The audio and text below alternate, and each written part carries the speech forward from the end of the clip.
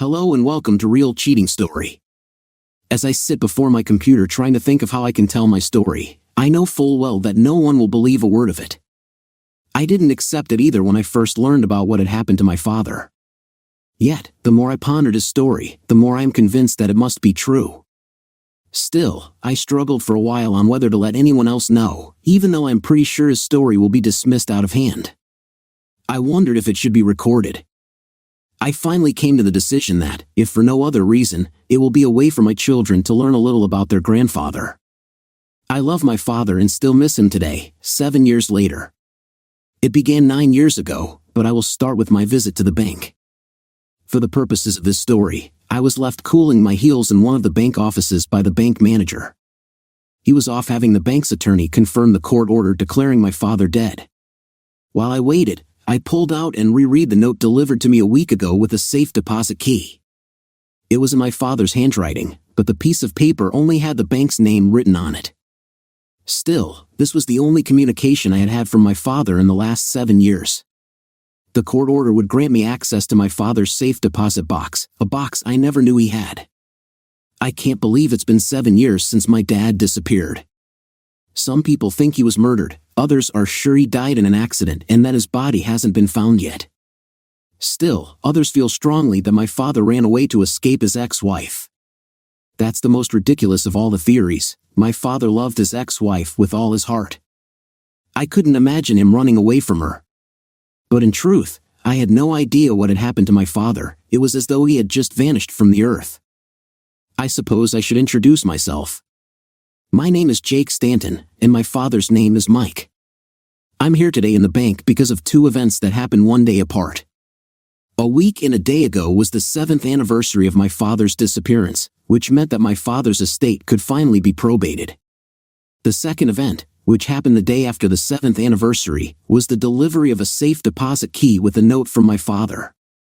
As I mentioned, he had rented a box at a bank that I had no idea he had ever used. It was 3 counties over. The reason for the delay in visiting the bank after receiving the safe deposit key was the necessity of providing proper documentation from the courts.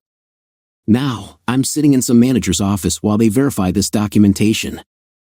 I have to admit, I am beyond curious about what my father could have left in this mystery safe deposit box. I already know that my sister and I are the sole beneficiaries of our father's estate.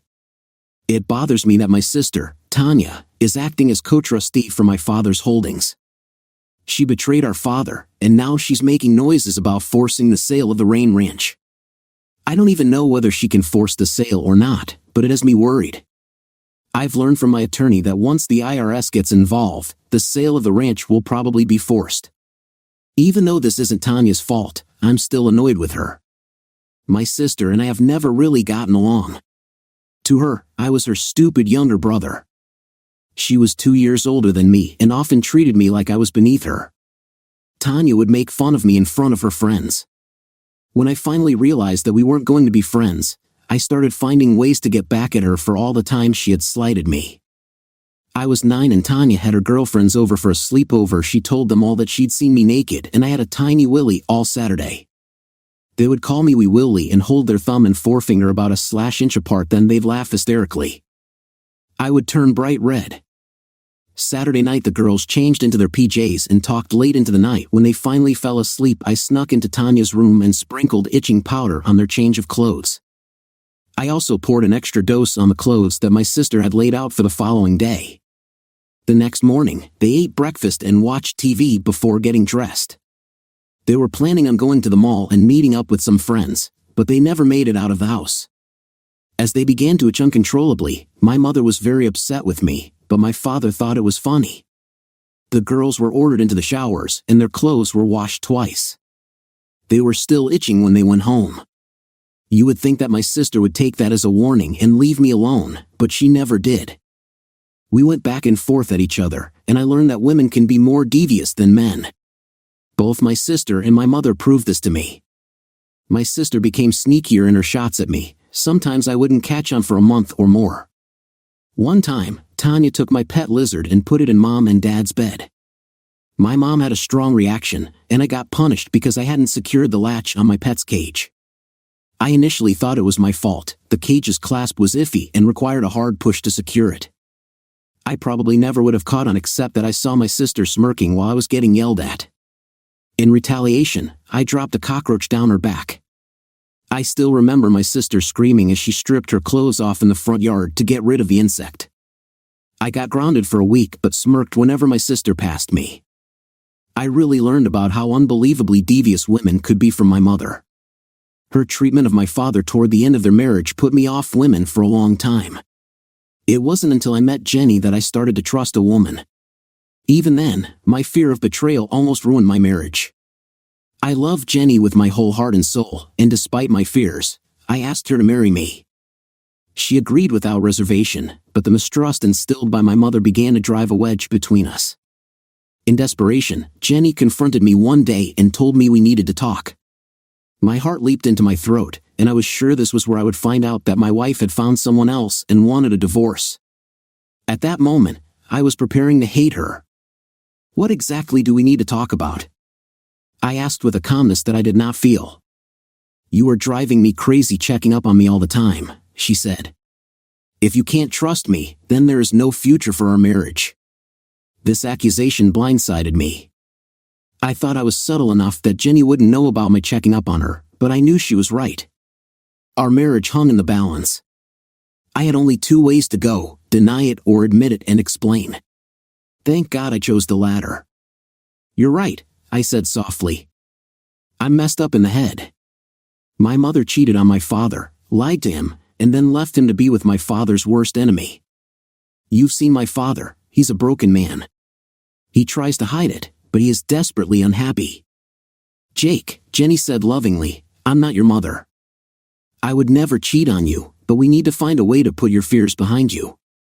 Would you be willing to go to counseling with me?" The love I saw in Jenny's eyes right then dissolved probably half of my problems. I agreed to go to a therapist we knew from the hospital, named Margaret Hogan. Jenny set everything up and was there at every session with me. Slowly but surely, Margaret and Jenny worked me through my problems. I remember one visit where it all came together for me. The doctor asked me what my biggest fear was.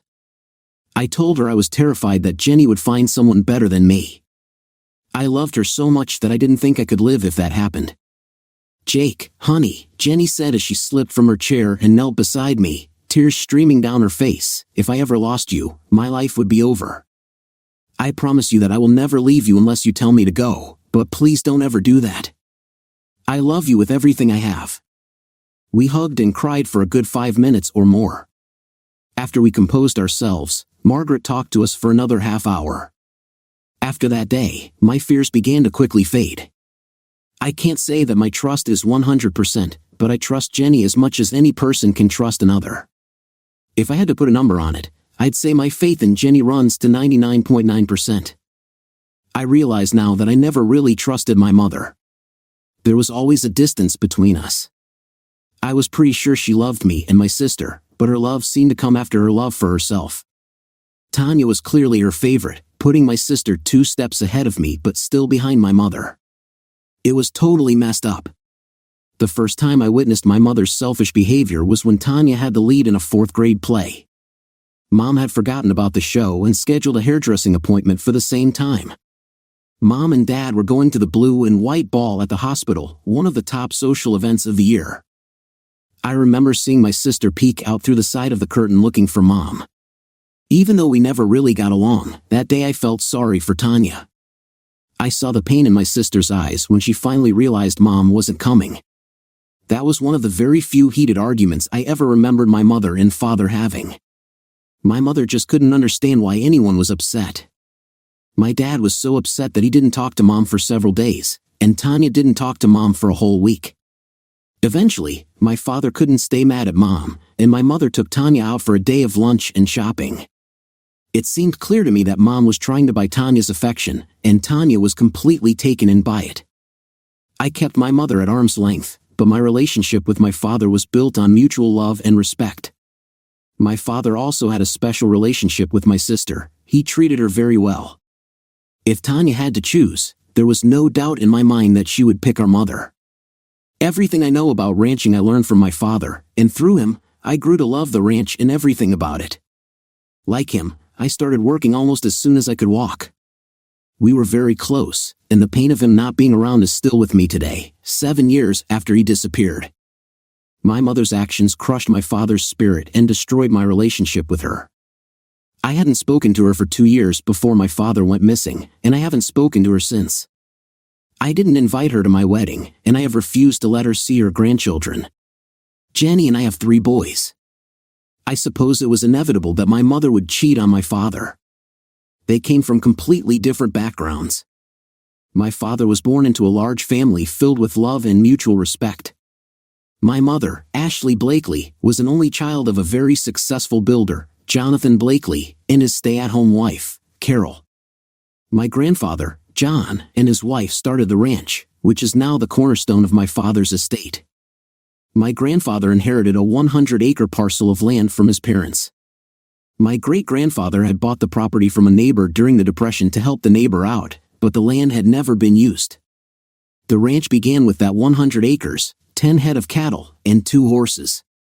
My grandfather built their first house by himself, and they lived in a dilapidated trailer until it was finished. Little by little, they built the ranch up, and when my father started running it, there were a little over 14,000 acres and slightly over 2,000 head of cattle, as well as 25 horses and assorted other farm animals. During their marriage, my grandparents had 6 kids: Sam, Karen, Bobby, Kelly, Heather, and my dad. It was a loving family where they all supported each other. It was known that if you picked on one of the Stanton kids, you had to face the other 5. As the years passed, all the kids eventually got married and moved away, except for Heather and my dad. Then Heather was killed by a drunk driver when she was only 17. Even many years after her death, if my father talked about his sister, the tears would flow. They were very close. My father decided that he loved ranching and wanted to make a career out of it. This delighted both of my grandparents. My grandfather died of a heart attack a little over a year after my father graduated from high school. Even though my dad was still going to college, he started taking over running the ranch. At the same time, my grandmother began to teach my father about the other businesses. My grandmother died almost 10 years after my dad got married. My grandfather was indeed a remarkable man.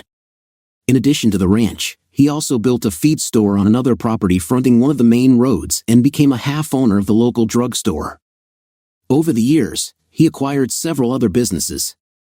To me, my dad was my hero. He wasn't a celebrity or someone rich or famous, but he was always there for me whenever I needed help and always seemed to know what I should do. I loved him as much as any boy could love his father. My feelings towards my mother changed when she cheated on my dad and left him. My dad wasn't a celebrity, but he was well known for his athletic prowess. He wasn't good enough to be a professional athlete, but he was still very good. My father was the starting quarterback for the local high school, Clifton High, for 3 years. There's no doubt in my mind that this was the beginning of his marital problems. Clifton High School's football team was made up of local ranch and farm boys, known for their brute strength.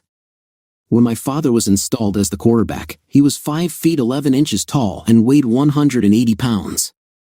He didn't have a particularly strong arm, but he was quick and smart. He practiced with his receivers at least an hour a day during the summer. By the time football practice started in the fall, my father and his receiving corps were already firing on all cylinders. If you know anything about elite professional quarterbacks, you know they need to have a powerful throwing arm, be smart, tough, tall, and highly accurate. I'm sure there are other attributes that I've missed, but these are right at the top of the list. If you watch a professional football game closely, you'll notice that the quarterback often throws the ball before the receiver makes his cut. This was something my father did with great accuracy. From a professional football standpoint, my father was too short and his arm was too weak, but what my father had was more than enough for high school football. The 2 football teams in our county were Clifton High and Chester Academy. They didn't play each other during the regular season because they were members of different conferences. However, almost every year they met in the playoffs, and the differences between the 2 teams and the 2 schools were like night and day. Clifton was just an ordinary high school, while Chester was a prep school for the wealthiest people in a 5-county area. As I mentioned, Clifton drew its players from the student body, and they were mostly kids whose parents farmed or ranched. Of course, the student body encompassed kids whose mothers and fathers worked a full spectrum of jobs, but the football team came mostly from the farms and ranches in the county. Chester, on the other hand, recruited players from the 5 surrounding counties. It was evident that they also attracted players from well outside their area. If Chester wanted a kid to play on their football team, the father would mysteriously receive a job locally, and the family would then move to one of the surrounding towns. That's how Tucker Morris came to play for Chester. Tucker, or Tuck as he was known, had started as a freshman for a high school 300 miles away. He was such an exceptional athlete that he took that team to the playoffs for the first time in 10 years. Tuck also played offense and defense. He was the school's quarterback and the starting center linebacker. Being able to play on both sides of the line was unusual. No doubt that is why the officials at Chester took an interest in Tuck. As was the custom, Tuck's father got a job as a vice president in a local bank, and so the rivalry between Tucker Morris and my father would soon start. The actual rivalry, or should I say the tension between the two, started toward the end of the summer before they would face each other on the football field. Their first confrontation came one night when my father and some of his friends decided to get something to eat at Rosie's Burger and Dog, a local hangout for high school students. This particular night, several of the Chester football players had taken Tuck to Rosie's. As my father told me, it was apparent that the Chester students had been drinking and were being loud. Tuck always was arrogant and decided that he could do what he wanted. That described the Chester students in general. They didn't think their behavior was a problem. Tuck was acting poorly, going from table to table, grabbing fries off someone else's plate, taking a drink out of another's Coke, grabbing someone's hat, and throwing it across the room. My father probably wouldn't have done anything because Tuck was just making a fool out of himself, but then Tuck decided to harass Becky Sayers. Becky was on a date with Simon Ballard. Simon wasn't a football player, but he was a friend of my father's. Simon was totally smitten with Becky and she with him. Years later, after they graduated from college, they would be married and have 4 children. But tonight, Tuck decided he was going to confront Becky. Remember I mentioned all the attributes a professional quarterback has? Tuck had most of them. He was 6 feet 3 inches and 200 pounds, and he had a strong arm. Tuck was fast, but my father questioned his toughness as a quarterback. He had rarely been hit, and as a linebacker, Tuck was hitting running backs much smaller than him. My father also questioned Tuck's smarts, but he conceded Tuck was probably smart enough on the football field.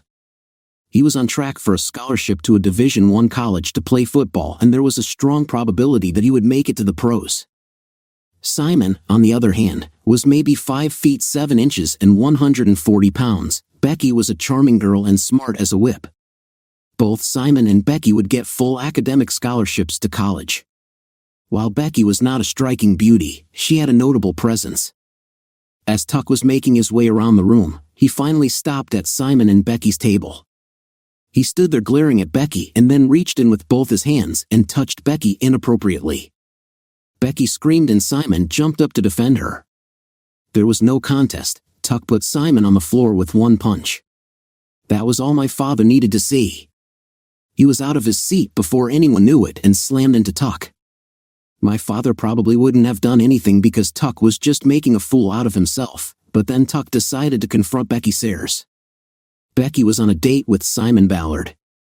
Simon wasn't a football player, but he was a friend of my father's. Simon was totally smitten with Becky and she with him. Years later, after they graduated from college, they would be married and have 4 children. But tonight, Tuck decided he was going to confront Becky. Remember I mentioned all the attributes a professional quarterback has? Tuck had most of them. He was 6 feet 3 inches and 200 pounds, and he had a strong arm. Tuck was fast, but my father questioned his toughness as a quarterback. He had rarely been hit, and as a linebacker, Tuck was hitting running backs much smaller than him. My father also questioned Tuck's smarts, but he conceded Tuck was probably smart enough on the football field. He was on track for a scholarship to a Division I college to play football, and there was a strong probability that he would make it to the pros. Simon, on the other hand, was maybe 5 feet 7 inches and 140 pounds. Becky was a charming girl and smart as a whip. Both Simon and Becky would get full academic scholarships to college. While Becky was not a striking beauty, she had a notable presence. As Tuck was making his way around the room, he finally stopped at Simon and Becky's table. He stood there glaring at Becky and then reached in with both his hands and touched Becky inappropriately. Becky screamed and Simon jumped up to defend her. There was no contest. Tuck put Simon on the floor with one punch. That was all my father needed to see. He was out of his seat before anyone knew it and slammed into Tuck. They both tumbled to the floor and my father got 2 hard punches in on Tuck's face before the two were pulled apart. Needless to say, Tuck did not take well to his face being injured, thus the feud between them started.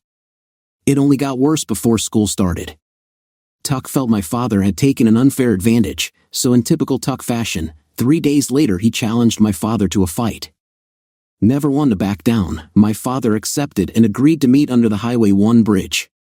Words spread quickly and quietly amongst the students, and at the appointed time there were at least 200 kids gathered to watch the fight. Nobody thought my father stood a chance. Tuck was so much bigger and had a reputation as a brawler. The thing about Tuck was that he was a bully. He was so much bigger than most kids his age that he wasn't used to someone standing up to him. The fact that my father had infuriated him meant he told all his friends he was going to defeat my father. Clearly, Tuck had no idea what my father was about. They circled each other as the crowd buzzed with excitement. They all expected a dramatic fight, but there wasn't any blood. Tuck tried to overpower my father and kept throwing powerful punches. None of them landed. My father kept moving in and out, and Tuck tried throwing harder punches. However, the more punches he threw, the more tired he became. My father just continued to move and throw a jab every so often. My father explained that in a fight, patience is a crucial virtue. He waited for just the right moment and then stepped in when Tuck was off balance. He drove his right fist into Tuck's stomach as hard as he could. The blow forced all the air out of Tuck's lungs, and Tuck collapsed to the ground gasping for air. The fight was over, but the tension between the two had grown dramatically. Sometime during my father's sophomore year, he discovered the girl of his dreams, my future mom Ashley Blakely. At the time, Ashley's father was a small but growing developer in the area. She had just transferred to the school at the beginning of my father's freshman year, but they didn't meet until their sophomore year. My future mom was drawn to my dad because he was a star athlete and one of the most popular kids in school. That football season, both Clifton and Chester went undefeated in the regular season. They met in the regional finals, where Chester prevailed 31-24. Tuck passed for 394 yards, and because Clifton lost, no one noticed that my father had thrown for 44 yards. No one seemed to say much about the fact that Chester lost its next game and was eliminated from any chance of a state championship. My father was smitten with Ashley, and my future mother seemed taken with my father, or at least she appeared to be. They started dating exclusively, but when Clifton lost in the regionals, somehow Ashley met and started dating Tuck. The fact that Ashley broke up with my father for Tuck was a bitter pill for my dad to swallow. After that, my father's distaste for Tuck grew exponentially.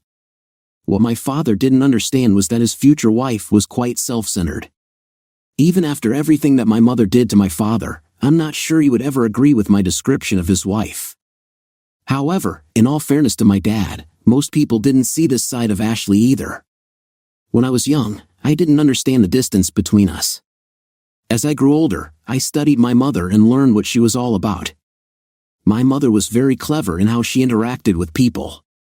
Somehow, she managed to make people believe that she cared about them. In truth, she always subtly brought the attention back to herself. She was so good at doing that people hardly ever noticed.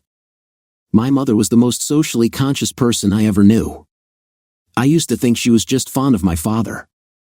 However, years later, I realized that my mother did love her husband on some level. She may have loved my father, but she always loved herself more. It didn't hurt that my father was a very well-respected and well-to-do man who interacted in the proper social circles. The first two descriptions of my dad are entirely accurate, however, he only moved in those social circles reluctantly. Still, they included the people whose attention my mother craved. My father was not into the social swirl that my mother loved, but he went along with it because he loved my mom. He did like to attend activities that he felt benefited the community, like the blue and white ball. Ashley was a beautiful girl and then a beautiful woman. She had that stunning girl next door look with a charm that made men attentive. While she was married to my dad, I heard rumors of her having affairs. I never knew one way or another, and my father never spoke on the subject. However, if I had to guess, I'd say there was at least some truth to them. I had seen my mother use her charm on my father to get what she wanted.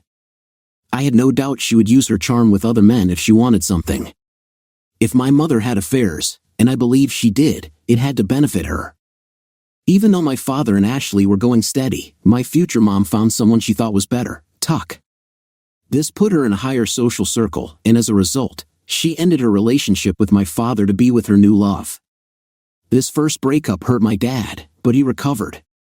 After the breakup, my dad threw himself into his work at the ranch in preparation for the next football season, which left little time for him to think about his former girlfriend. When the next football season rolled around, supporters of Chester and Clifton expected big things. Both schools went through their regular schedules undefeated, and as the playoff schedule had it, they met in the divisional finals. Once again, Chester came away with the victory, 27-24. Tuck threw for 432 yards and won the game on a last-minute pass. No one seems to recall that the defender slipped and fell on that play, nor did they remember that my dad threw for 404 yards, taking his team from the 2-yard line down the field and scoring to put Clifton ahead 24-20 with less than 4 minutes to go. Again, no one seemed to remember that with a minute and 17 seconds left, my father drove his team to Chester's 11-yard line, and on the last play of the game, my dad threw a perfect strike to his receiver at the 2-yard line. However, the receiver started to run before securing the ball, and it fell incomplete. There has been a debate for many years as to whether the receiver could have scored. I tend to think he would have, but I'm biased. No one remembered that Chester again lost its next game. Since Ashley was still going to Clifton, my dad saw her almost every day during school hours. After the initial shock of their breakup, my father started dating other girls, yet he never found one that he felt as deeply about as he did about Ashley. My dad also decided that Ashley had the right to choose who she wanted to be with, so he would stick to being friends only. Nevertheless, my father's dislike of Tuck continued to grow. My father's senior year was the best of his 4 years at Clifton. He was not only voted captain of the football team but also president of the student council. At the Halloween dance, my father and future mother were crowned king and queen of the festival. According to my dad, it upset Tuck when he saw them take to the floor for the first dance, and during that dance, my father held Ashley tight, and she didn't resist. The senior year football season for my dad was the highlight of his athletic career. It was also this game that led to ultimate disappointment later on in his life. I have thought about that year and, for my father's sake, I wish things had turned out differently. The season progressed as every supporter of Clifton High hoped it would. Once again, Clifton pounded through the regular season undefeated, and Chester did likewise, crushing every opponent by at least 30 points. The playoff brackets were reshuffled, and both Chester and Clifton ended up facing each other for the state championship. One of the reasons Chester was such a dominant team was that the coach had decided to use Tuck as a two-way player. You have to give Tuck credit for this, it had to be exhausting playing every down. My father always acknowledged that Tuck was a fabulous athlete, it was just that Tuck had a challenging personality. The state championship game was a huge deal. Not only was the game played in a stadium on the outskirts of the capital, but it was also going to be televised throughout the state. By this time, Tuck had 20 or more scholarship offers, all the biggest and best football colleges wanted him. However, he had not committed to any of them. Rumor had it that he was waiting to see where Ashley was going to college to make his decision. I doubt that's true, but women love the romance of it all. From everything I've heard, Tuck was a self-centered man, except when it came to Ashley. Even with that, I believe he would have eventually selected the highest-rated college that offered him a scholarship. Wherever he decided to go, he was arrogant enough to expect that Ashley would wait for him. There was no doubt that he absolutely adored my mother, which made him a good match for her. He was a sports hero, his parents belonged to all the right clubs, and he seemed destined for greatness.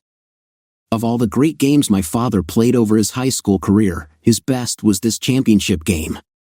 It was also the defining moment when the animosity between my father and Tuck became concrete. The first half of the game was basically an offensive showcase between Tuck and my father, who combined for 680 passing yards. There was virtually no ground game at all for Clifton. This was due to the strong defensive line for Chester, mostly because of Tuck's performance as a middle linebacker. Through the first half and most of the third quarter, college coaches must have been impressed with Tuck's play. Even after everything that had passed between them, my father would always say that Tuck was the athlete with the best natural ability he had ever seen. Throughout the first 3 quarters, Tuck took every opportunity to challenge my father.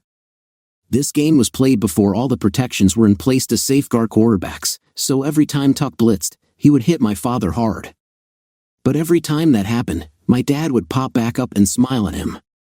The smiles eventually began to annoy Tuck, and he started hitting my dad late. Most of those late hits did not result in penalties, though one rare one did.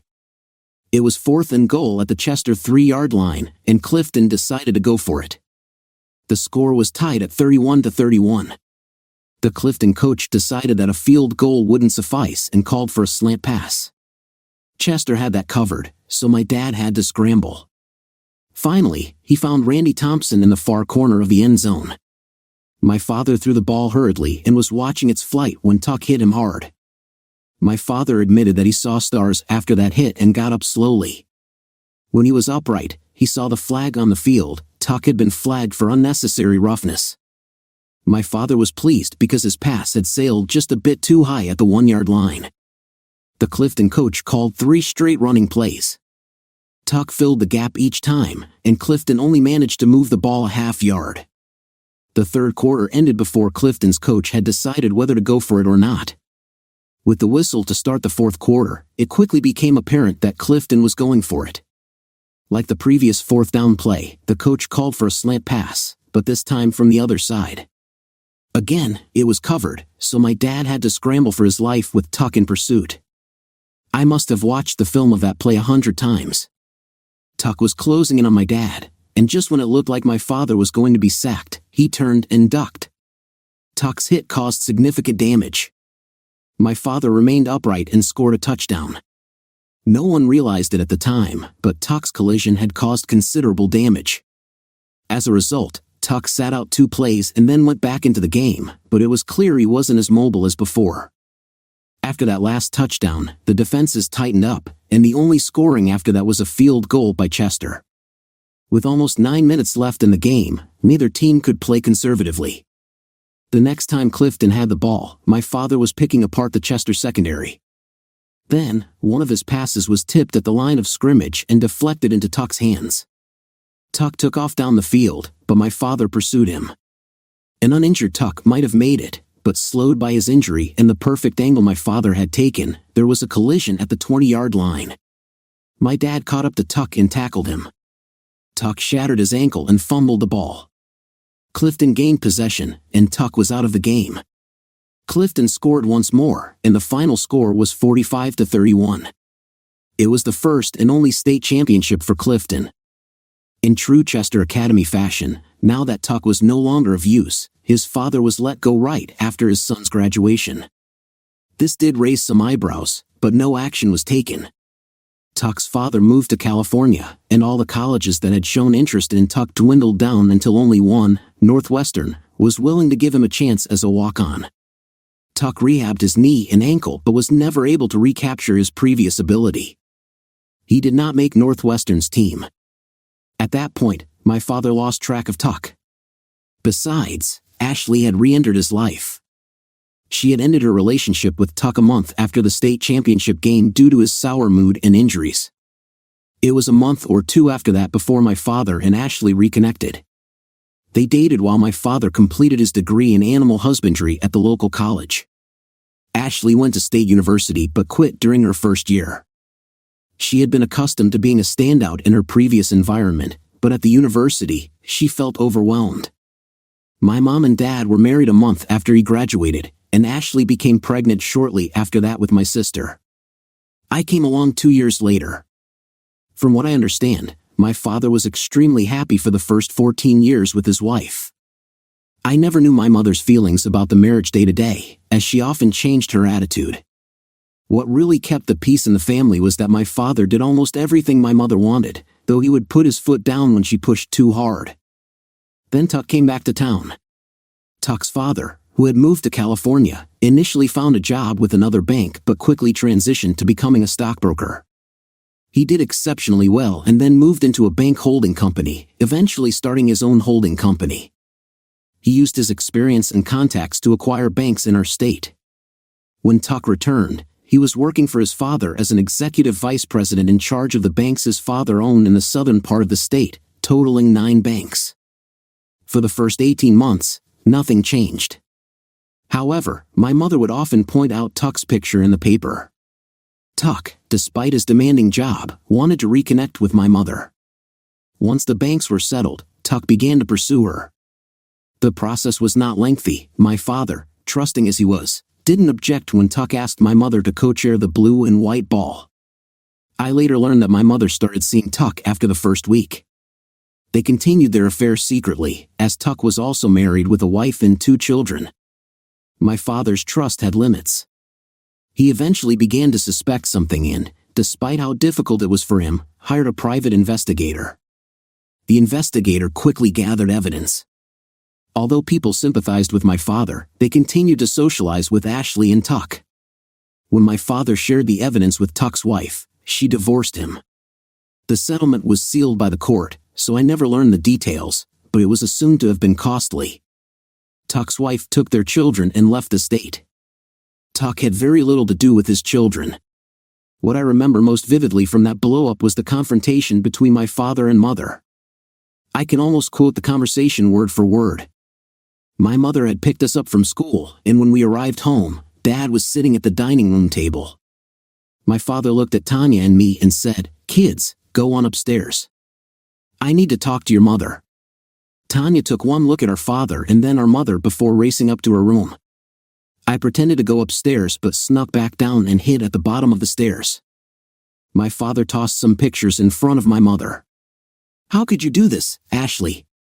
Does our marriage mean nothing to you?" My mother looked at the pictures and said, "I'm sorry you found out this way.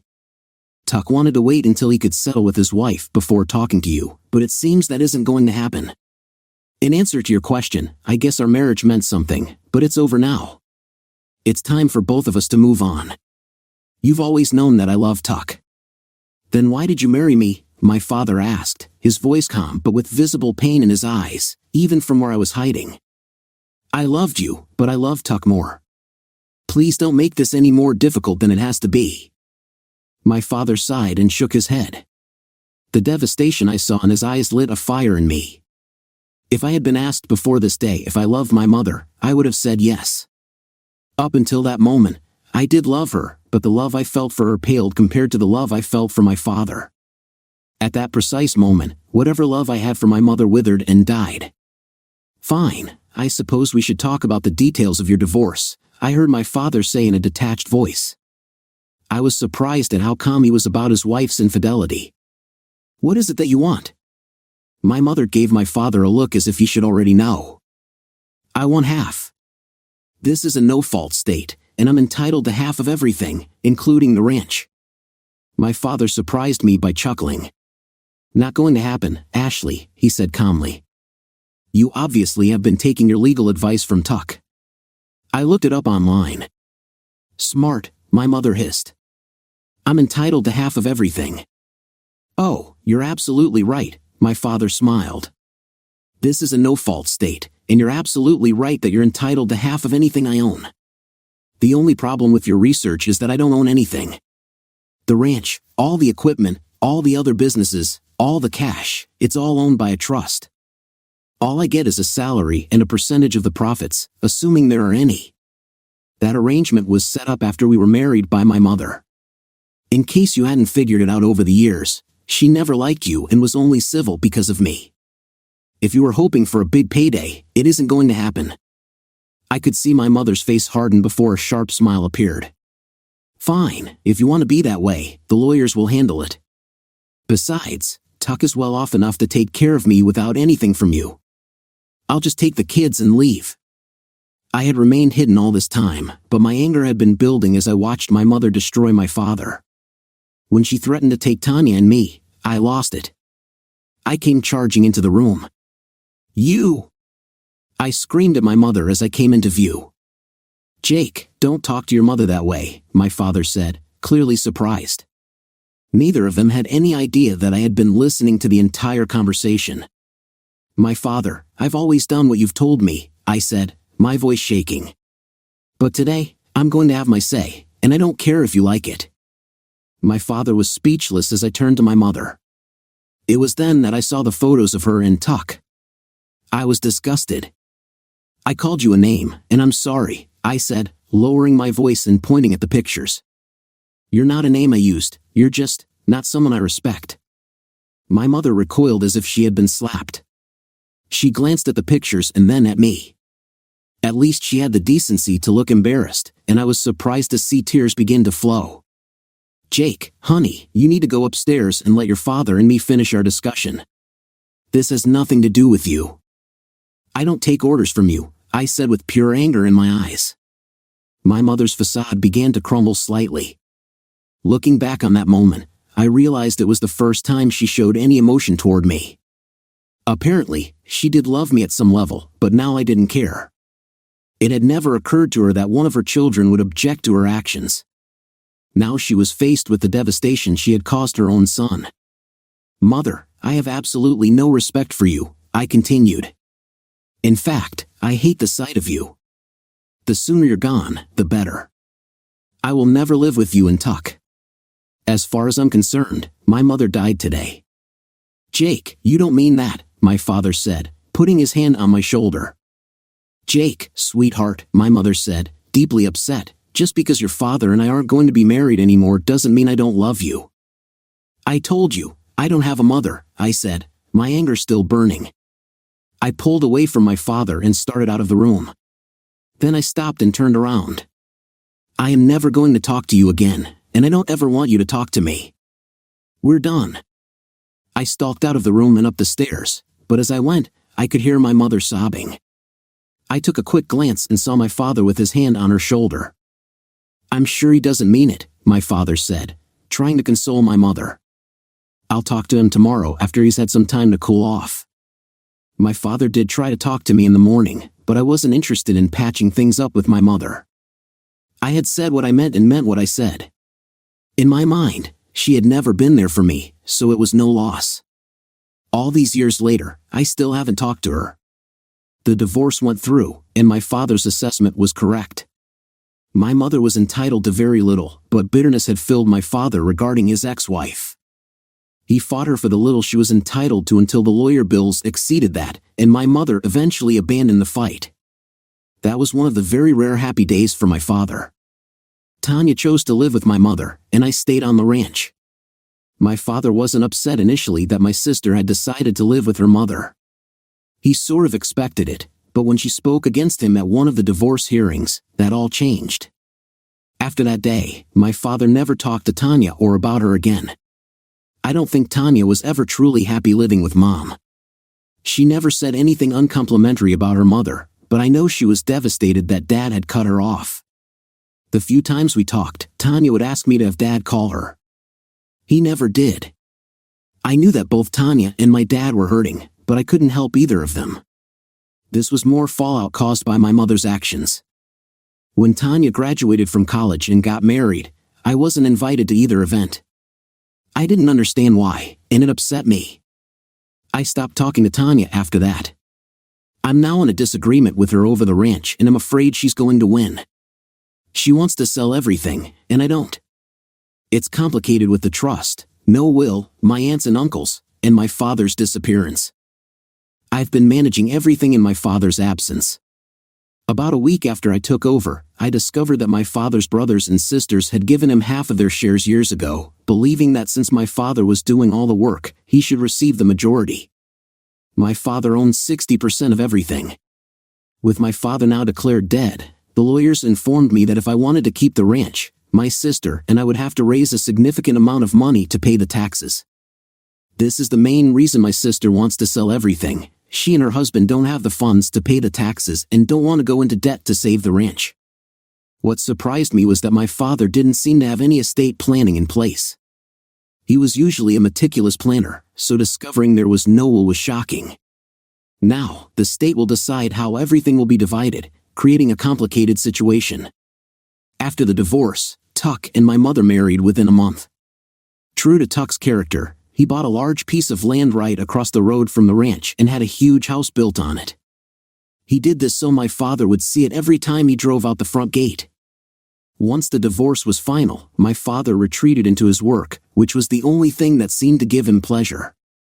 While I was still living with him, he would sit on the front porch for hours, staring into space. His heart was broken, and he felt crushed. His anger towards Tuck was consuming him. Tuck continued to flaunt his new life, making sure my father saw him with my mother. There was no doubt that Tuck enjoyed rubbing it in my father's face. Tuck's taunting got so bad that my father began limiting his trips to town and skipping social functions. One thing my father remained deeply involved with was the Cattlemen's Association, a special interest group protecting the rights of cattlemen. My father had been chairman for 2 years and was serving his third and final term. During this third year, Tuck joined the association and was quickly elected to the board, forcing my father to interact with him at every meeting.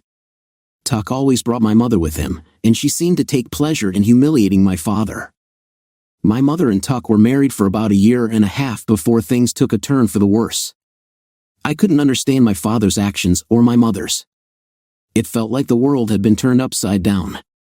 "Mr. Stanton," a voice interrupted my thoughts. I looked up to find the bank manager standing next to me. "We've verified the court order, and I can take you to your father's safe deposit box now. I assume you'd like a private room to examine the contents?" "Yes, please," I answered, getting to my feet. The manager led me into the vault, collected the box, and then into a private room. The room was small but had a counter and a chair. Once the door was closed, I locked it and placed the box on the counter. I opened it to find 2 large envelopes and a smaller letter-sized envelope on top. I opened the smaller envelope first and found a handwritten letter from my father. I recognized his handwriting immediately. "Dear Jake, I am so sorry to have left you without a word. However, there was nothing I could do about that. Time was short and you were out of town. Besides, it was best that you didn't know, as I am sure you would have tried to stop me.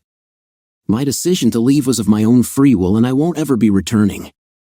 The 2 other envelopes in this box contain the complete story of what happened to me and my last will and testament. The will is notarized, and there is a business card for the law firm that prepared it. When you read my story, you might think I've lost my mind, but believe me, every word is the truth. When you read this, you can assume that I am alive, but please don't tell anyone, not even your wife, where I have gone. No one will ever be able to find me. After you read my story, you'll understand why. In my story, I have asked you to do a few things for me. I know they will be difficult, but I beg you to honor my requests. I can't truly atone for what I've done, but if you agree to do what I ask, I believe it will help relieve some of the suffering I have caused. I am deeply ashamed by my actions. Do not worry about me, I am content and at peace with where I am going. My only regret is that I will never see you or your sister again.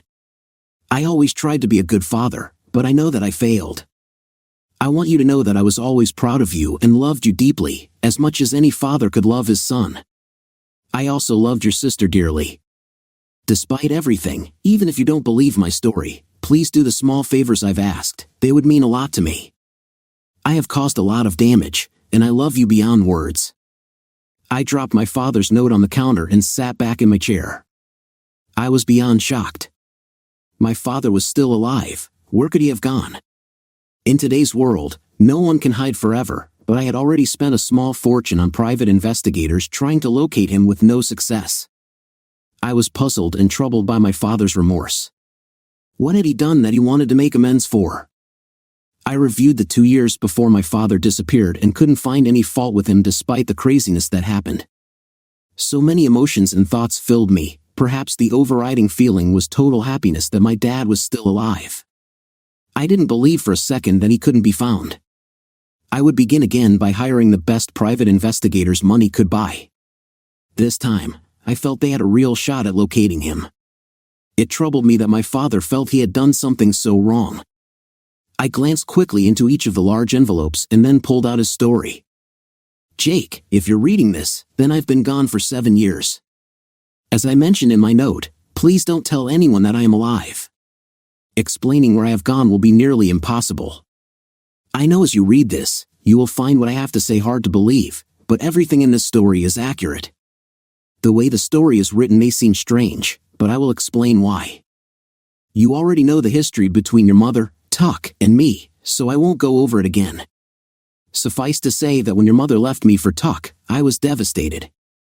Losing your mother to any man would have been catastrophic, but losing her to someone I despised pushed me to the edge. I went into a very dark place and wanted revenge on both of them.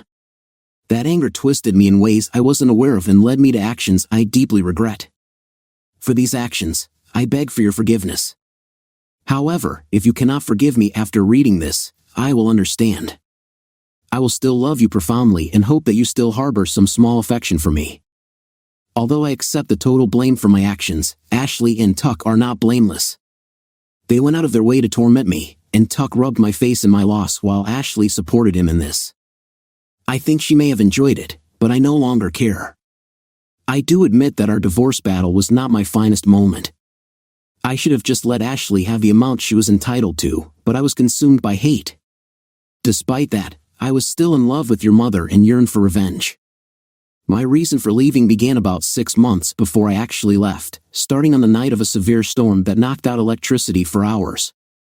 I sent you home to your new wife shortly before the storm intensified, and your rented house flooded.